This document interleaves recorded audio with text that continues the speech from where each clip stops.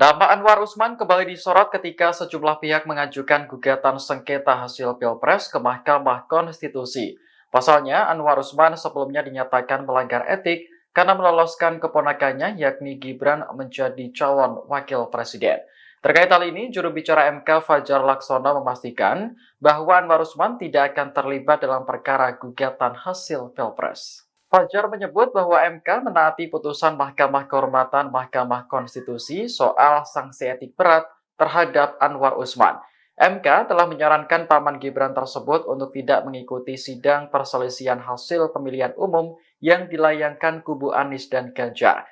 Artinya, proses sidang yang bersifat pleno itu nantinya didesain hanya diikuti oleh 8 hakim MK.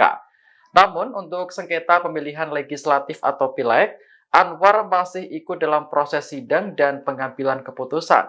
Hal ini dilakukan dengan catatan tidak boleh ada konflik kepentingan sebagaimana putusan MK-MK. Terkait gugatan sengketa Pilpres yang diajukan kubu Ganjar dan Anies, Fajar menyebut MK sudah menerimanya.